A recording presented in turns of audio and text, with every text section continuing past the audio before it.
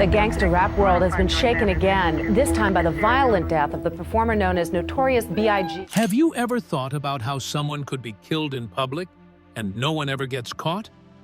Biggie Smalls was the biggest hip-hop star when he was shot and killed in the middle of Los Angeles when he was only 24 years old. His family worked for 28 years to get the justice they deserved. With access to Biggie's autopsy report and his police file, I'm going to investigate what was happening in his life in the weeks, days, and hours leading up to his death. The truth is out now, and it's worse than you think. You need to hear this, so stay with me. The rise and fall of Biggie and Tupac. Hip-hop wasn't just music in the early 1990s, it was a way to stay alive. There were two young kings in the middle, Christopher Wallace from Brooklyn and Tupac Shakur from the Bay. They were not competitors back then. They were friends, not foes. They were like brothers. Biggie learned how to speak from Tupac when he was still a kid from New York. He let him sleep on his couch, told him how to move on stage, and made him feel like he owned the room. As they climbed through the rough underground scenes of New York and California, they looked like they could do anything. They showed the world that rap could tell real stories about pain, hustle, and hope. It looked like the East Coast and West Coast could even work together for a moment, as if the two best players in the game could make up the difference. One bloody night, though, everything changed. 30 November 1994, Quad Studios in New York City. He was on his way to record when three guys in masks attacked him in the lobby. He was hit 5 times by bullets, but he somehow lived. Changed the rules that night. We're man shot in our car right now. We're in the car right now. We're rolling to the hospital right now. I don't know. I'm not from here. I'm from New York. Tupac started putting things together in his mind while he was lying in his hospital bed. What he thought hurt more than the cuts. The thing took place while Biggie and Puffy were already upstairs. He thought that wasn't just a bad accident. That was hard to disobey. Biggie said he had nothing to do with it, but Tupac didn't believe him. That one question turned into poison, and things got even worse when he went to jail months later on assault charges. Being locked up in a cell with enemies all around him made him more paranoid. Every familiar face started to look sketchy. Suge Knight then stepped in. The person in charge of death row let him go, but there was a catch. Tupac signed with death row and walked straight out of jail into the arms of someone who liked chaos. Even though he was on the West Coast, Tupac's anger stayed in New York. He put out Hit 'Em Up in 1996, which is one of the worst diss tracks ever. He said he slept with Biggie's wife. He told Puffy to come. He was mean to everyone who used to be his family. It wasn't just a jab, it was war. The rivalry between the East Coast and the West Coast, which started out as a whisper in magazines, turned into something much more dangerous. News stories screamed. There were fights at award shows. Death Row and Bad Boy were no longer just record labels, they were troops. Tupac kept the fire going whenever he could, making sure everyone knew they couldn't go back. The music got quieter over the months, and the streets got noisier. Fans chose a side. Crews fought. Threats turned out to be real. Somebody got hurt. It was a fight that no one could stop between two kings who used to sleep on the same couch and dream the same thoughts. 6 months before Biggie was killed, what was going to happen did. He was only 25 years old when he was killed in Las Vegas. People all over the world were shocked by his death. While people were sad, they all began to wonder the same thing. Was Biggie next? The bond that had the potential to change hip-hop for good was broken beyond repair. Now that Tupac was gone, everyone looked at Brooklyn's king. Most people thought the worst of this war was over until Biggie was killed. That night showed it was never just about music. It had to do with something bad. It was something that no one saw coming. There was more going on than just payback at that Los Angeles red light. It was the start of hip-hop's biggest mystery. The murder that shook the world. Biggie was back on the West Coast for the first time since Tupac's death on March 9, 1997. Everyone in hip-hop was watching him to see if he would show up or stay low. But Biggie wasn't the type to hide. So he walked the red carpet at the Soul Train Music Awards looking calm, sharp, and confident, showing that he could stand in the middle of his enemy's territory and still carry himself like a king. That night, the crowd was full of stars and cameras, and there was a lot of tension because the East Coast versus West Coast feud was still alive and dangerous. But Biggie walked through it all with his chin up, showing that he was bigger than the beef and that he was there to promote his new album, not to start a fight. Everyone who mattered squished into the Peterson Automotive Museum for the Vibe magazine after-party. The music blared, the lights sparkled, and everyone wanted to be seen. But Biggie stayed calm, laughing with fans, posing for pictures, and leaning back in his chair as if he finally felt at peace, even though everyone else in the room was wondering if peace was even possible anymore. He waited with Puffy and his crew for a while and smiled for the cameras. No one knew that those pictures would be some of the last ones ever taken of him alive.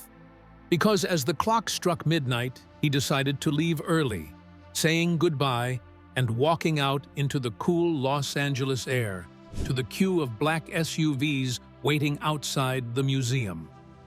As Puffy's car took the lead, Biggie jumped into the front passenger seat of a dark green Suburban. Security cars were close behind, their engines rumbling as they rolled into the empty streets of LA, their headlights cutting through the night as each stoplight brought them closer to something no one saw coming. A red light at the intersection of Fairfax and Wilshire made them stop. For a moment, everything seemed normal. There was only the low hum of engines that weren't running. But then a black Chevy Impala crept up on the driver's side of Biggie's SUV. It moved slowly and deliberately, like the driver already knew what to do. Later, witnesses said it was like the car slid into place, silent and in control. Then the window slid down, and 4 sharp, fast, and fatal gunshots rang out. Biggie was hit by all 4 before he could even react, as his body slumped forward against the dashboard and the Impala's tires screeched as it vanished into the darkness. Fear spread as Biggie's driver slammed on the gas, weaving through traffic and racing to Cedars-Sinai Medical Center. The rapper was rushed to Cedars-Sinai Medical Center. He was pronounced dead a short time later, which was only minutes away. People in the back seat tried to wake him up, but his eyes stayed closed and his head hung heavy. When the SUV finally skidded to a stop at the hospital entrance, doctors rushed to help, but at 1:15 a.m. Christopher Wallace, the notorious B.I.G., was pronounced dead. He was only 24 years old. As soon as the news came out, cameras swarmed the hospital and fans gathered in Brooklyn. His songs played over and over on the radio, and people stood on corners in silence, some crying and others shaking their heads in shock at how quickly a king could be taken down. It was even scarier that everything seemed like it had been planned since the night before. His album was called Life After Death, and the lyrics talked about not living past 24. And now he was gone, just as it looked like he was making peace with his demons and taking back his throne. There were rumors that it was revenge for the murder of Tupac 6 months before, that this was just the latest episode in an unending war, and that it wasn't even about music anymore, but something darker and colder was going on behind the scenes. Everyone knew that the truth about who ordered the hit would be harder to accept than they thought. The police looked for the Impala, but never found it. Witnesses couldn't agree on what the shooter looked like. Some said he wore a bow tie, others said he had dreadlocks, and the security footage was too grainy to be sure of anyone's identity. The killer then disappeared into the city, while Biggie's body lay still in the hospital, and his fans kept asking why. For a while, it seemed like this was going to be the end of the story. No answers, no justice, and no closure. But what no one knew at the time was that the worst part wasn't even the murder. The real nightmare was deeper, hiding in the system that was supposed to bring him justice. Since the LAPD quickly went silent, evidence was lost, and important people did nothing. You begin to understand that the bullets that killed Biggie might not have even been the deadliest thing that night. Then you have to ask the question that no one wants to answer. What if the people who were meant to protect him were the ones who hid the truth? The LAPD's failure and the long silence. Everyone thought that answers would come quickly after the sirens stopped and Biggie's body was rolled away. This wasn't just another murder on the street. This was one of the biggest stars in the world, being shot in front of dozens of witnesses and security guards in a busy city crossing. But the investigation felt off from the start. It was like no one really wanted to solve it. The nearby video footage from the bank cameras wasn't pulled out until it was too late, and the tapes were already damaged when they were checked. People who saw the Impala pull up said they weren't even properly questioned, and some who came forward later said they were told to change their stories or were ignored. It looked like even the most basic proof was gone. The bullet holes from the street were gone, and Biggie's clothes from that night were never recorded. No one could even say what happened to them. It sounded like every clue in the case had been sucked up by a system that didn't care, and the silence got worse. Then the first real shock hit. After months of the investigation being held up, something came to light that made everyone who was paying attention very nervous. It was the same black Chevy Impala that witnesses said was at the scene of the crime. It was also the same car that an LAPD cop named David Mack owned. The department seemed to want to close that door as quickly as possible after it was found open. Mack wasn't a police officer. He was already in jail for planning a bank robbery, but his name kept coming up in talks about harmful substances, gangs, and connections to Suge Knight. More and more links were found as people looked. Another person who matched the description of the shooter given by witnesses that night was Mack's best friend. His name was Amir Muhammad. He even left the country soon after the murder, which made people even more suspicious. The department didn't follow up on those leads, though. They pretended they weren't there at all. No jail time. There are no fees. There wasn't even a real attempt to question either man. And the more you looked at it, it became clear that there was something more going on than just a lack of skill. Even though many years had passed, Biggie's mother, Voletta Wallace, would not forget her son's death. As a parent, I love my son dearly. That same year, she sued the LAPD in civil court, saying they were dishonest and that officers helped hide the murder of her son. Even though the lawsuit named names and made the department's mistakes public, it didn't matter because the case was thrown out for a technicality. She didn't give up, so in 2007 she filed another lawsuit, this time with even more proof and stronger witnesses. Bad cops had protected the killers. It turned out the same way, though. Thrown out. It's not fair. Following this, the FBI joined and promised to look further than the LAPD ever had. It looked like real progress was finally being made for a moment. Listening devices picked up members of death row talking about taking care of the East Coast problem. The informants began to talk. Then there was the biggest breakthrough yet. Suge Knight's woman admitted that he had ordered the hit from jail and that she had helped set it up. That was the kind of statement that should have made the case very clear. But even that study ended without a fuss. The tapes were lost. The spies were no longer seen. The FBI left the case without making a single arrest because the file said there wasn't enough proof. Now it was hard to believe that everything was just bad luck or careless work. The Rodney King scandal and the Rampart Division corruption incident had already caused a lot of trouble for the LAPD. They had shown how dirty some parts of the department really were. To solve the case of Biggie's murder, they would have had to put even more of their own cops on the spot and bring the department's name back into disrepute. They didn't then. They didn't heat it up. The years kept going by. Fans of Biggie stayed mad, his family stayed sad, and the LAPD didn't say anything.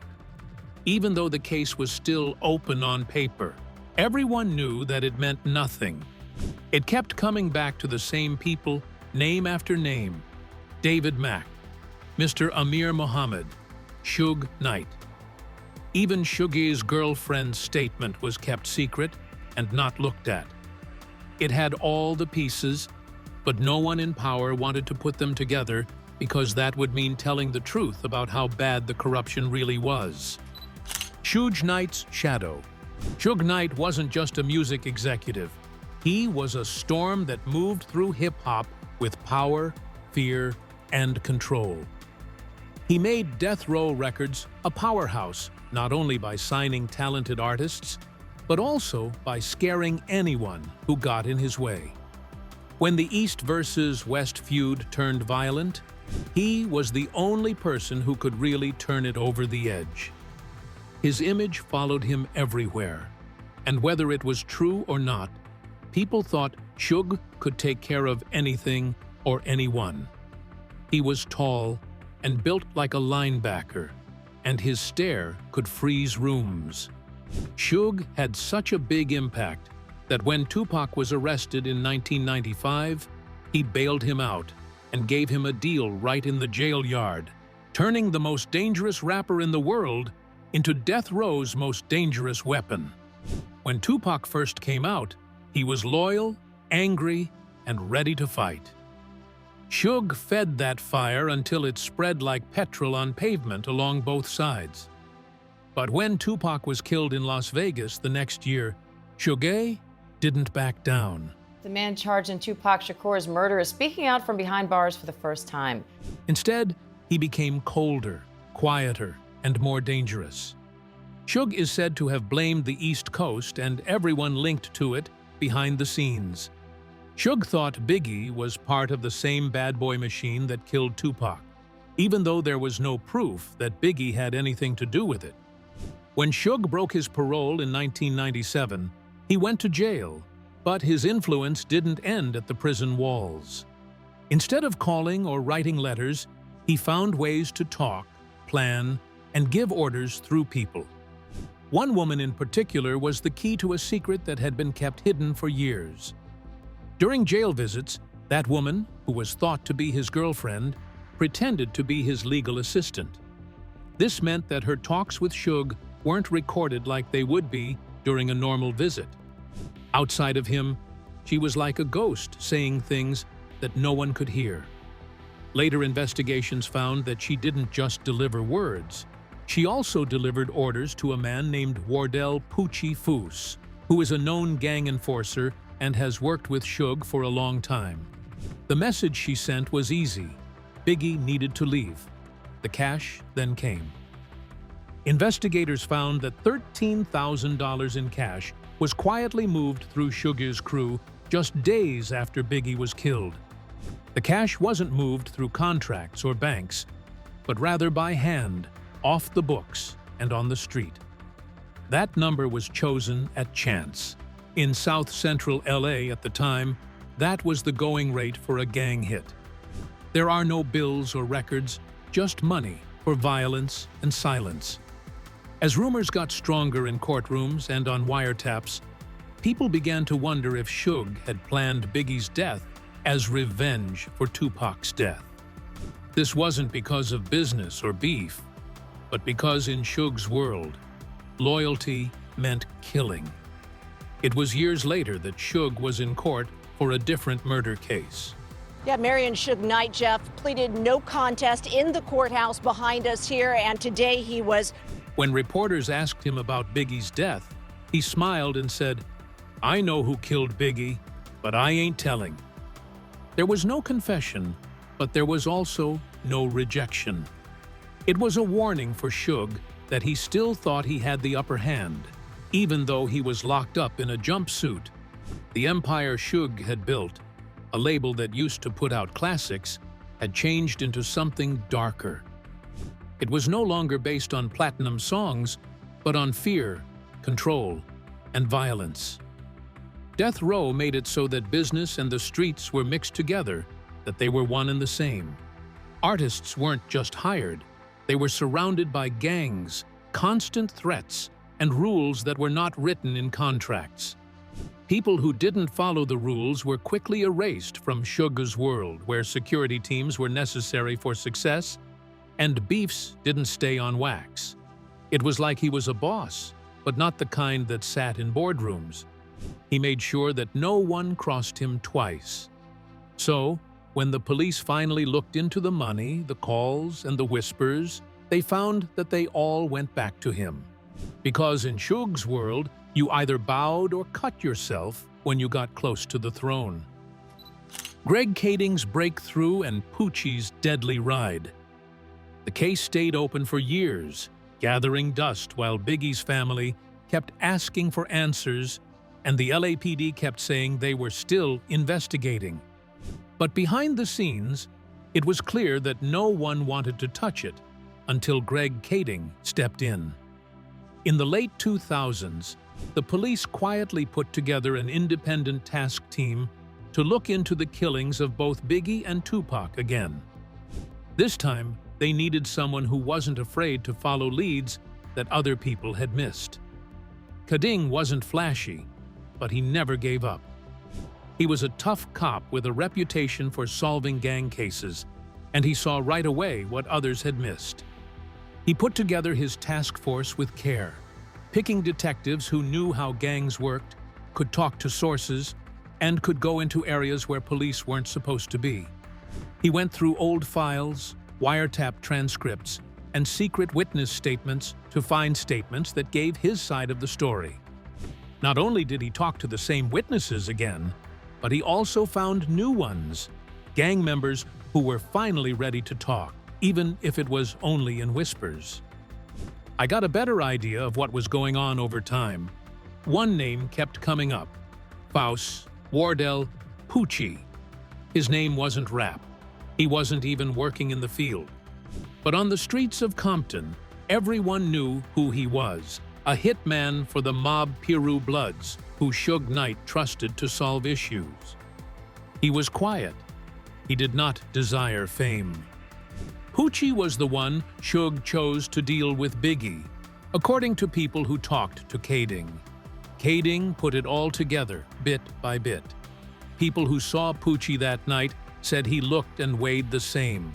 Gang members said that he joked about killing the person and that no one questioned him because he had a good reputation for lying. There was also the cash. Under a promise of privacy, Suge's girlfriend told Kading's team what really happened. This is the same woman who had visited him in jail pretending to be a legal aid. She told him that Suge gave her the order and told her exactly who to bring it to during one of her visits. She said she set up the $13,000 payment, gave Poochie the directions, and then sat back and watched him do the job. The case should have been over by that point, but Poochie was already dead when Kading's team finished.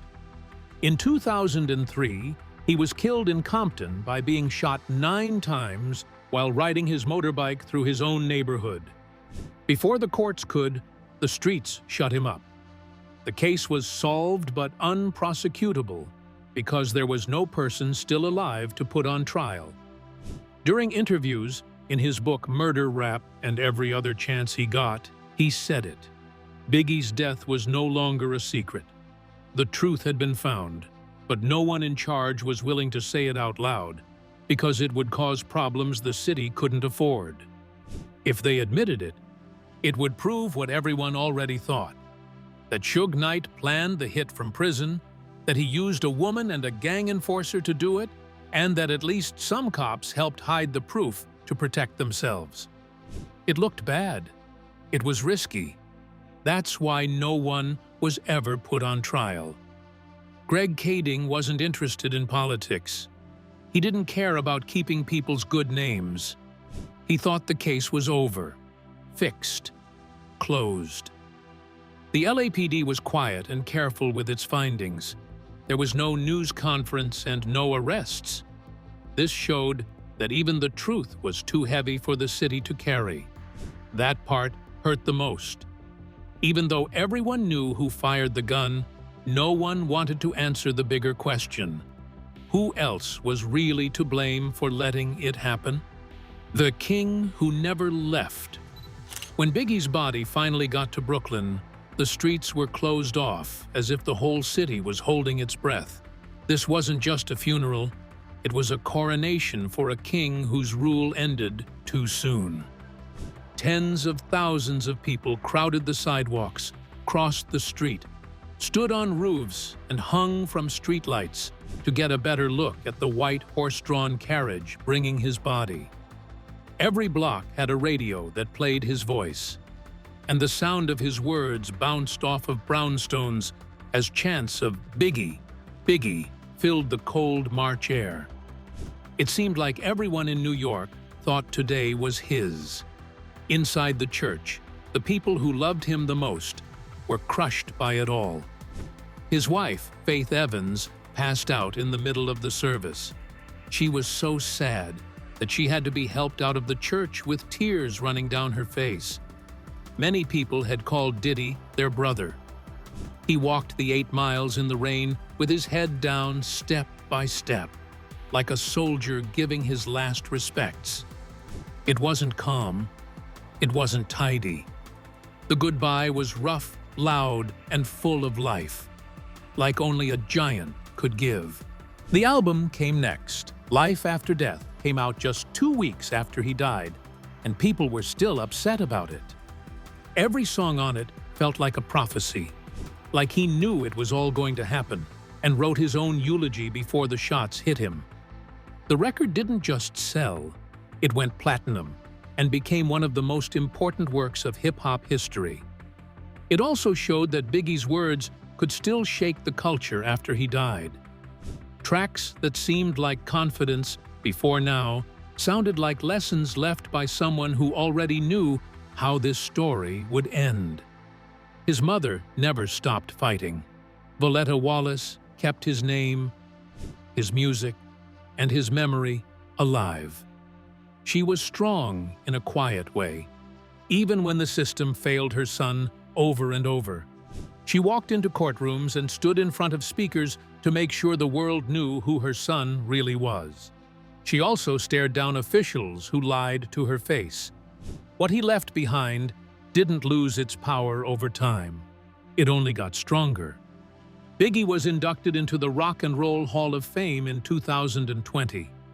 He was one of only a few rappers to ever receive this honor, which served as a warning that his place in history wasn't just deserved, it was inevitable. Kids on the street were still inspired by his stories to pick up pens and papers, and artists who were kids when he ruled the mic still looked up to him. They even passed the torch on in their own unique ways. C.J. Wallace went into business for himself and made brands and projects in his dad's name to keep the crown shining. Tiana Wallace was in charge of the house and made sure that no one forgot about the King of New York by releasing new products. They didn't have to live or sound like him. They just kept his image alive to tell everyone who he was. Biggie was more than just another rapper who went too soon in the end. It became clear that when hip-hop was honest, it could be great. He showed that you could be great after going through a lot of trouble and still shine when everyone else tried to cover it up. He was a reminder that disaster doesn't erase history. It makes it stronger. And that's the legacy of a king gone too soon. Like, share, and subscribe for more untold stories. And don't forget to click the next video popping up on your screen right now.